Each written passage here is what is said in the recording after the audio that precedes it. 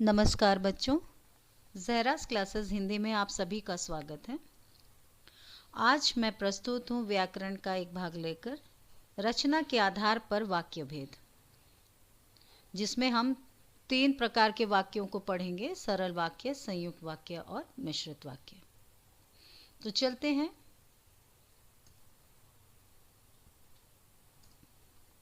सबसे पहले बच्चों हम ये समझते हैं कि वाक्य हम किसे कहते हैं।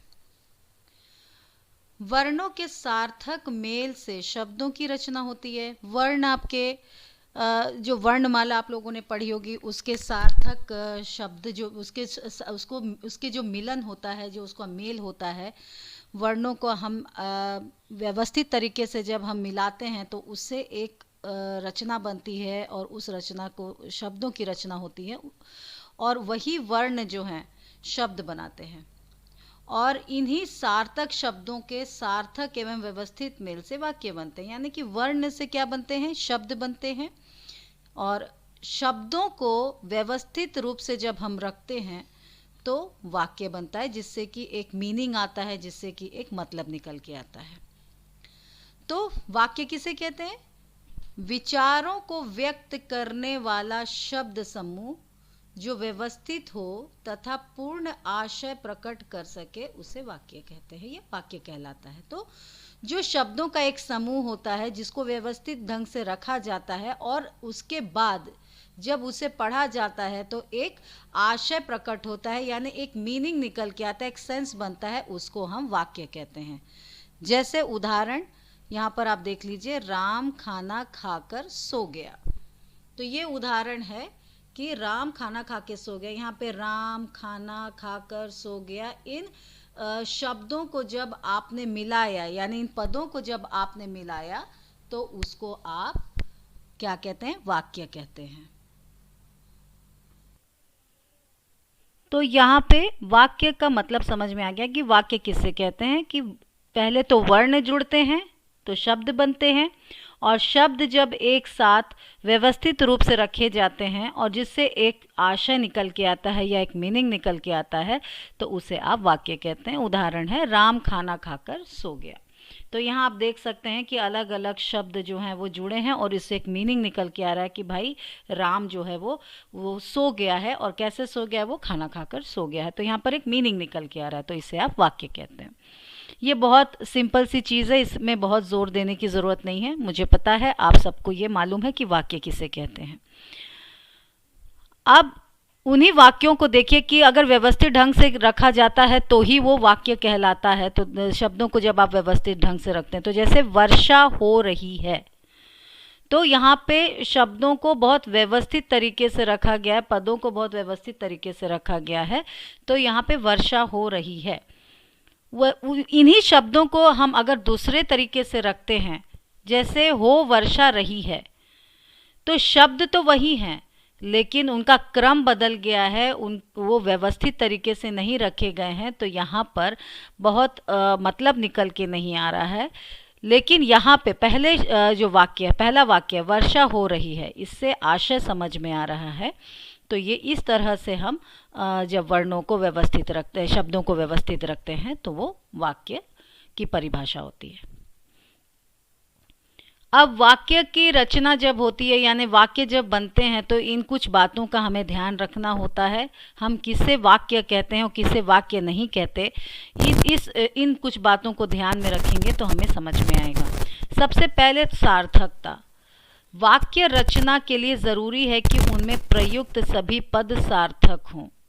अब ये प्रयुक्त सभी पद सार्थक हों, बच्चों पद किसे कहते हैं ये भी आप जान लीजिए कि पद जो होते हैं वो व्याकरण का एक बहुत महत्वपूर्ण अंग होते हैं, बहुत महत्वपूर्ण भाग होते हैं।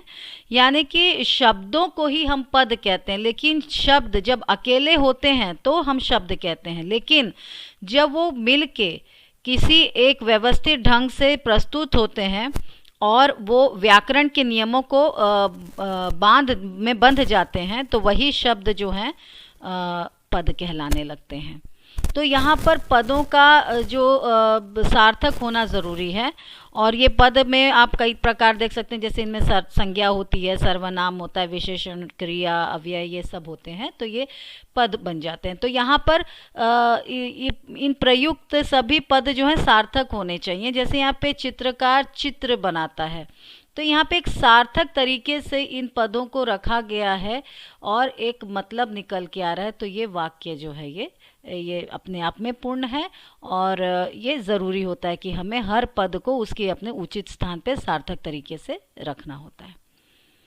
दूसरा है योग्यता, यानी कि शब्दों में सार्थक होने के साथ साथ प्रसंग के अनुसार अर्थ देने की क्षमता भी होनी चाहिए, यानी कि उसमें अर्थ भी होना चाहिए। जैसे सार्थक तरीके से आपने रख तो दिया, लेकिन उससे आपके वाक्य का जो है वो अर्थ निकल के आना चाहिए, आप जो बात कह रहे हैं उसका अर्थ निकल के आना चाहिए। जैसे यहाँ पर श्याम पानी खाता है, इसका कोई अर्थ नहीं है, क्योंकि ये सार्थक तरीके से तो आपने रखा हुआ है शब्दों को, यानी पदों को रखा गया है, लेकिन उसका कोई अर्थ, सही अर्थ निकल के नहीं आ रहा है।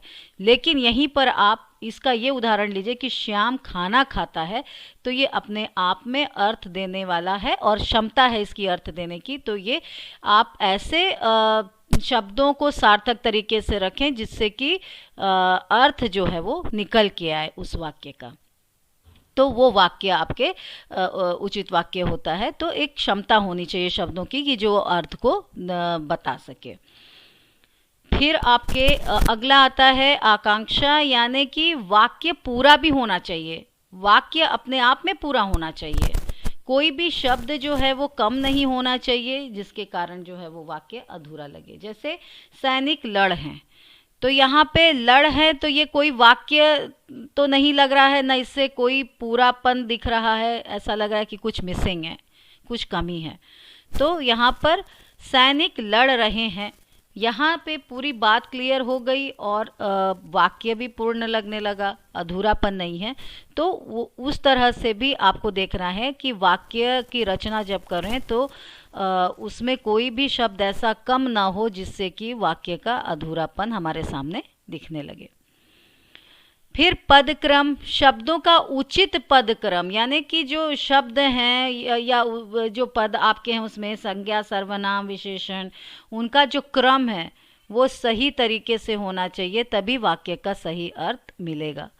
पद क्रम के अभाव में वाक्य का सही अर्थ नहीं निकलता। अगर कोई भी पद क्रम का अभाव होगा, सही क्रम में नहीं लगा रहेगा, पूरे पद होंगे लेकिन क्रम सही नहीं होगा, तो तब भी वो वाक्य जो है वो उससे अर्थ निकल कर नहीं आएगा। जैसे गाय का ताकतवर दूध होता है तो सारे पद इसमें, लेकिन उनका क्रम सही नहीं है।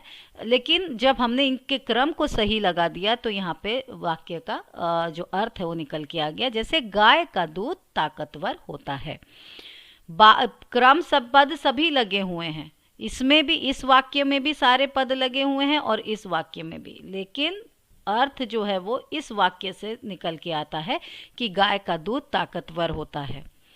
तो यहाँ पे पद क्रम का भी सही ढंग से लगना, पदों का सही क्रम में लगना भी ज़रूरी है, तभी वाक्यों का अर्थ निकल के आता है।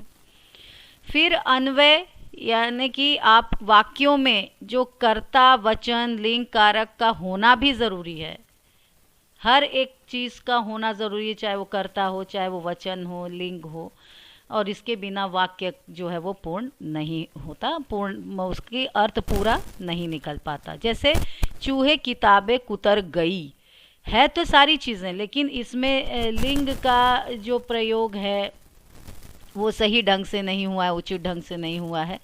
तो या फिर वाक्य जो है हमें थोड़ा सा अनुचित लग रहा है, तो उसको जब आप सही क्रम से, सही तरीके से मेल बना के आप रखें तो वाक्य, वही वाक्य जो है वो आपको अर्थपूर्ण लगने लगता है। जैसे चूहे किताबें कुतर गए, तो यहाँ पर ये वाक्य जो है आपको उचित लग रहा है, अर्थ भी समझ में आ रहा है और इस पूरे वाक्य का अर्थ निकल रहा है।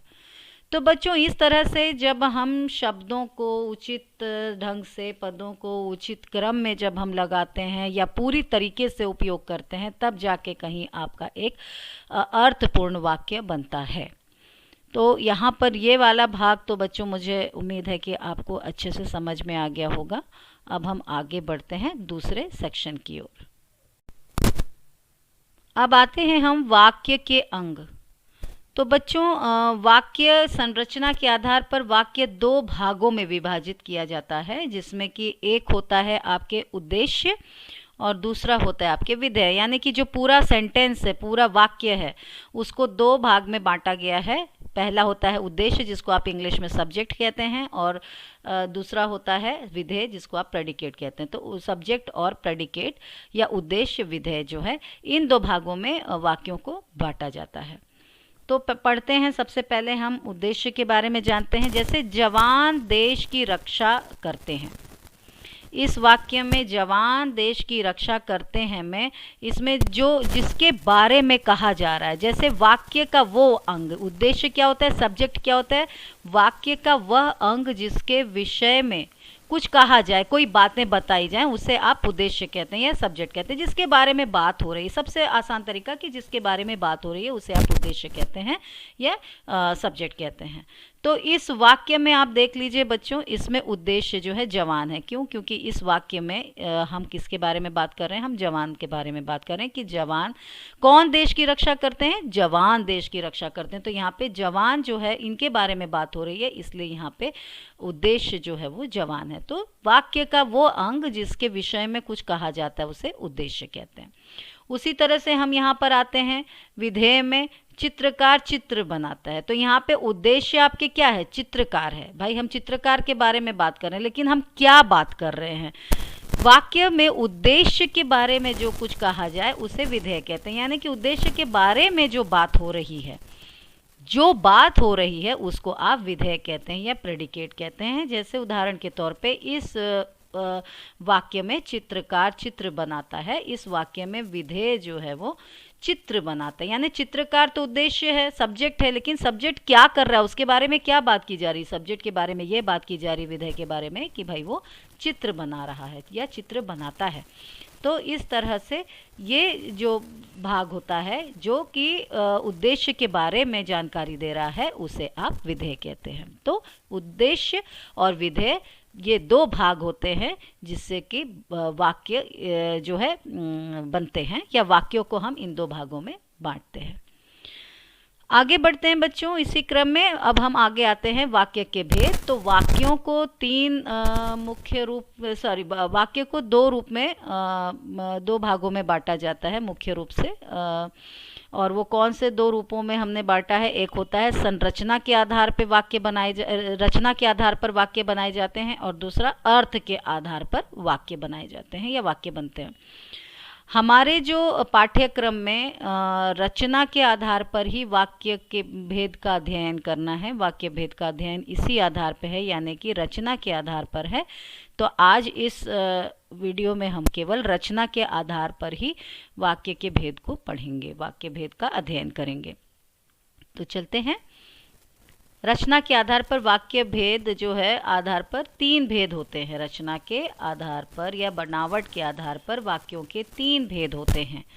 और ये कौन से तीन भेद होते हैं, ये तीन प्रकार के होते हैं। जैसे सरल वाक्य, संयुक्त वाक्य और मिश्रित वाक्य, जिसको आप अंग्रेजी में सिंपल सेंटेंस, सरल वाक्य को आप सिंपल सेंटेंस कहते हैं, संयुक्त वाक्य को आप कंपाउंड सेंटेंस कहते हैं, और मिश्रित वाक्य को आप कॉम्प्लेक्स सेंटेंस कहते हैं। और इस अंग में हम जानेंगे इन तीनों वाक्यों के बारे में और इनकी डिटेल्स पढ़ेंगे। कैसे इनको जानना है, कैसे आप पहचानेंगे कि ये सरल वाक्य हैं, संयुक्त वाक्य हैं, मिश्रित वाक्य हैं, ये बहुत आसानी से आप पहचान सकेंगे। आगे जैसे ही हम बढ़ेंगे, आगे के वीडियो को आप देखिए और समझिए। सबसे पहले हम लेके चलते हैं सरल वाक्य, जिसको आप सिंपल सेंटेंस कहते हैं। तो जैसे मैंने यहाँ पे एक सेंटेंस दिया कि राम खाना खाकर सो गया, या फिर दूसरा सेंटेंस बच्चे मैदान में खेल रहे हैं। तो ये एक ऐसे वाक्य हैं या ऐसे सेंटेंस हैं जिनमें एक उद्देश्य है और एक विधेय है। जैसे यहाँ पर इस वाक्य में राम एक उद्देश्य है और खाना खाकर सो गया उद्देश्य के बाद जितना भी भाग होता है वो विधेय होता है। तो खाना खाकर सो गया जो है ये विधेय है। तो वो वाक्य जिसमें एक उद्देश्य होता है और एक विधेय होता है, यानी एक सब्जेक्ट और एक ही प्रेडिकेट होता है, और उन वाक्यों को आप सरल वाक्य कहते हैं, सिंपल वाक्य कहते हैं, सिंपल सेंटेंस कहते हैं।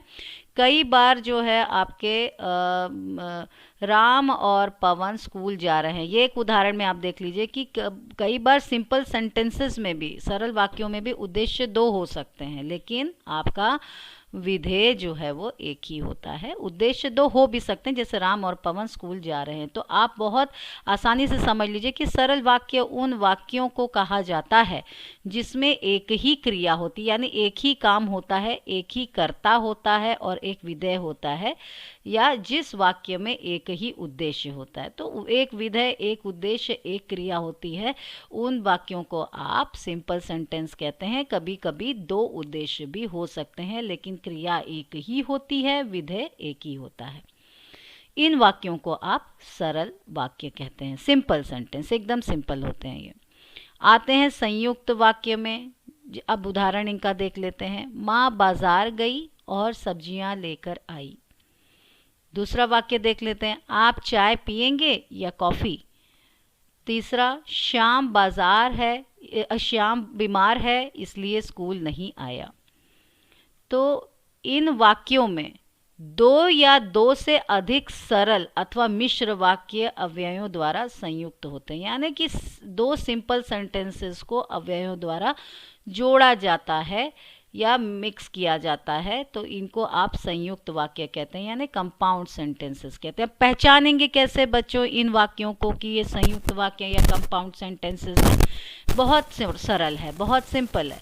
इसमें दो सरल वाक्यों को, यानी दो सिंपल सेंटेंसेस को, इन शब्दों को आप याद कर लीजिए। और, एवं, तथा, या, अथवा, इसलिए, अतः, फिर भी, तो, नहीं तो, किंतु, परंतु, लेकिन, पर, ये शब्द जहाँ आए और दो सिंपल सेंटेंसेस के बीच में ये जुड़ के दो सेंटेंसेस को एक बनाते हैं, उस तरह के वाक्य को आप समझ जाइए कि वो संयुक्त वाक्य हैं या आप कंपाउंड सेंटेंस कहते हैं। यानी कि इन शब्दों से, इन अवयवों से आप दो सिंपल सेंटेंसेस को जोड़ते हैं और जोड़ के आप एक संयुक्त वाक्य बनाते हैं। ठीक है, तो दो या दो से अधिक सरल वाक्यों को ये शब्द जोड़ते हैं। तो इन शब्दों को जब आप याद कर लेंगे, और, एवं, तथा, या, अथवा, इसलिए, अतः, फिर भी, तो जहाँ ये शब्दों का प्रयोग आप देख लीजिए, हमने यहाँ उदाहरण के तौर पे दिया है, माँ बाजार गई और सब्जियाँ लेकर आई। तो माँ बाजार गई और सब्जियाँ लेकर आई। तो यहाँ आप चाय पिएंगे या कॉफ़ी, तो या यहाँ पर जुड़ गया, यहाँ पे और जुड़ गया, यहाँ पर श्याम बीमार है इसलिए स्कूल नहीं आया। तो इस तरह के वाक्य को आप कंपाउंड सेंटेंस या संयुक्त वाक्य कहते हैं। अब इनका कुछ पहचान है कि दो उपवाक्यों के बीच में समानाधिकरण संबंध होता है, से एक रिलेशन बनता है। संयुक्त वाक्य में दो या अधिक मुख्य स्वतंत्र उपवाक्य होते हैं। ठीक है, तो एक दो या अधिक मुख्य वाक्य होते हैं, मेन सेंटेंस होते हैं, मेन क्लॉज होता है। फिर उपवाक्य होते हुए भी उनमें पूर्ण अर्थ का बोध होता है। तो यहाँ दोनों वाक्य जो होते हैं, या मेन या उपवाक्य जो होते हैं, मुख्य या उपवाक्य जो होते हैं, दोनों में अर्थ जो है, उपवाक्य का भी अर्थ जो है वो अपने आप में पूरा होता है। इसलिए कहा जाता है कि दो सरल वाक्यों को जोड़ा जाता है तो दोनों का अर्थ जो है वो पूरा होता है, पूरे अर्थ का बोध होता है। ऐसा नहीं है कि एक दूसरे पे आश्रित हैं। उपवाक्य जो है मुख्य वाक्य पे आश्रित होगा तभी वाक्य का मतलब पूरा होगा, ऐसा नहीं होता है। मुख्य उपवाक्य अपने पूर्ण अर्थ की अभिव्यक्ति के लिए किसी दूसरे उपवाक्य पर आश्रित नहीं होता। यहाँ पे मुख्य वाक्य जो है वो अपने आप में ही पूर्ण होता है और वो आश्रित नहीं होता कि भाई दूसरा वाक्य लगेगा तब कहीं जाके जो है पहले वाक्य का अर्थ पूरा होगा। जैसे सोमवार को हड़ताल है, तो सोमवार को हड़ताल है अपने आप में एक पूरा वाक्य है। बाजार बंद रहेगा अपने आप में वाक्य है, लेकिन जोड़ा गया है तो एक पूरा वाक्य बन गया कि अतः बाजार बंद रहेगा, यानी कि सोमवार को हड़ताल है इसलिए बाजार जो है वो बंद रहेगा। या फिर यहाँ देख लीजिए, विद्यार्थी परिश्रमी होता है, ये भी आपके एक सरल वाक्य है।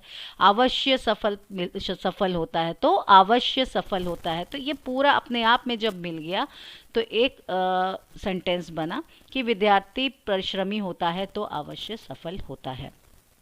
तो मुझे लगता है कि आपको ये वाक्य जो है संयुक्त वाक्य समझ में आया। अब हम आगे चलते हैं और मिश्रित वाक्य जो है उनकी तरफ चलते हैं, मिश्र वाक्य जो है उनकी तरफ चलते हैं। तो मिश्र वाक्य में देखिए क्या होता है, पहले हम उदाहरण देख लेते हैं। जैसे ही शाम हुई बिजली चली गई, जब नई कक्षा में दाखिला होगा तब हम पढ़ेंगे।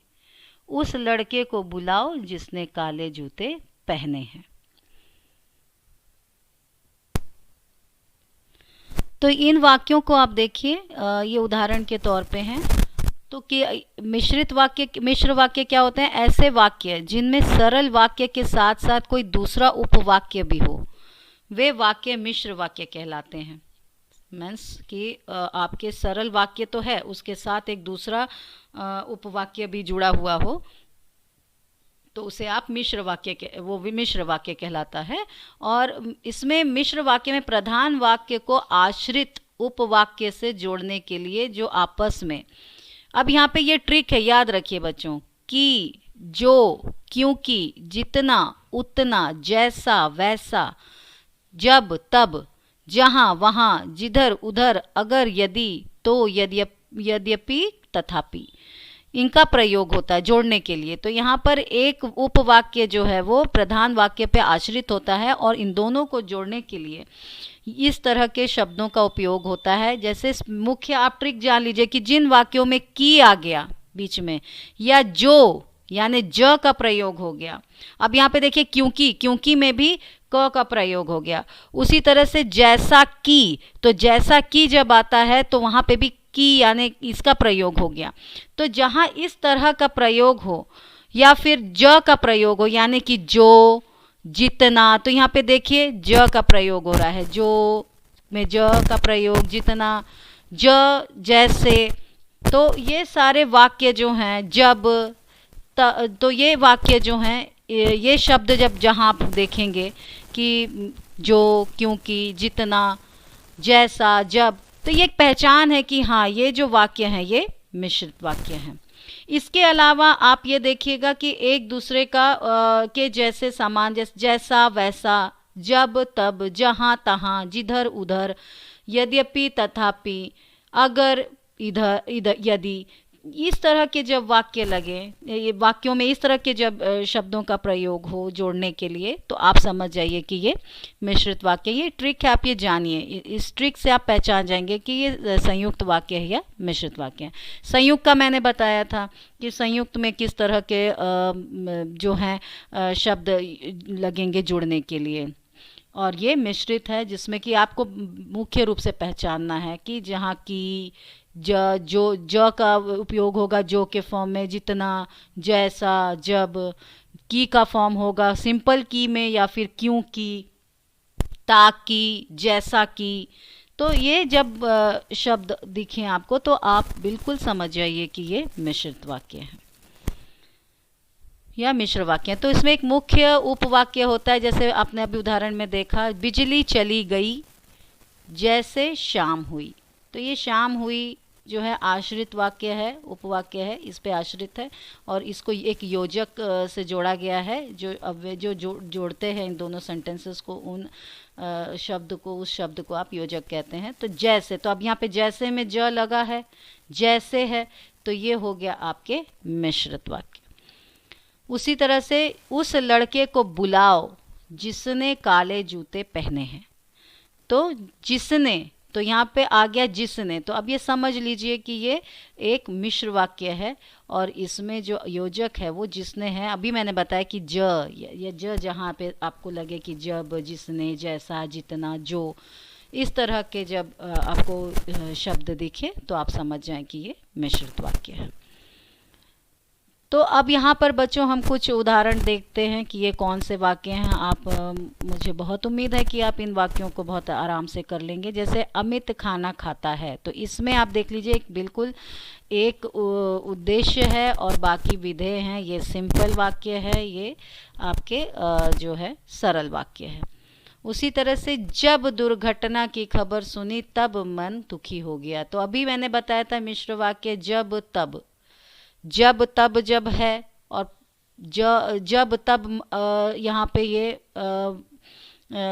शब्द आ गए, तो ये आपके हो गया मिश्र वाक्य। उसी तरह से तीसरा देख लीजिए, रोहन पुस्तक पढ़ता है, तो रोहन एक उद्देश्य है और पुस्तक पढ़ता एक विधेय। सिंपल है, इसमें एक उद्देश्य एक विधेय है, ये आपके सरल वाक्य है। मैं जानता हूँ कि तुम्हारे अक्षर अच्छे नहीं बनते, तो मैंने क्या बोला था कि, तो जहाँ पे ये की वर्ड आ गया, की शब्द आ गया, वो हो गया आपके दो वाक्यों को जोड़ रहा है ये। तो यहाँ पर ये कौन सा वाक्य हो गया, ये मिश्र वाक्य हो गया। मैं जानता हूँ कि तुम्हारे अक्षर अच्छे नहीं बनते, तो यहाँ पे की शब्द की वजह से आप समझ जाएं ये मिश्रित वाक्य है। देन मीना बहुत बीमार थी अतः स्कूल नहीं गई। अतः कहाँ पे प्रयोग होता है बच्चों, अतः प्रयोग होता है संयुक्त वाक्य में। मीना बहुत बीमार थी अतः स्कूल नहीं आई, तो ये जहाँ लग गया वो आपके संयुक्त वाक्य है। मैंने बहुत परिश्रम किया इसलिए सफल हो गया। इसलिए यहाँ पे इसलिए शब्द आया, तो यहाँ पर ये भी आपके संयुक्त वाक्य है। वह सुबह गया और शाम को लौट आया। अब यहाँ पर भी आप देख लीजिए और का प्रयोग हुआ है। और किस में प्रयोग होता है, संयुक्त वाक्य में प्रयोग होता है। जैसे ही छुट्टी हुई बच्चे घर चले गए। अभी जैसे ही छुट्टी हुई बच्चे घर चले गए, समझ में नहीं आ रहा क्या है। मैंने एक ट्रिक बताई थी, जैसे ज, तो ये क्या हो गया आपके, ये मिश्र वाक्य हो गया। तो उम्मीद करती हूँ बच्चों कि आपको इन कुछ छोटी मोटी बातों से, ट्रिक से सरल और संयुक्त और मिश्र वाक्यों के बीच का अंतर बहुत आसानी से समझ में आ गया होगा। आपने अगर इस चीज़ को समझा है तो लाइक शेयर और सब्सक्राइब ज़रूर कीजिएगा और बेल आइकन दबाना ना भूलिएगा, ताकि दूसरी वीडियोस भी आपको समय से मिल सके। धन्यवाद।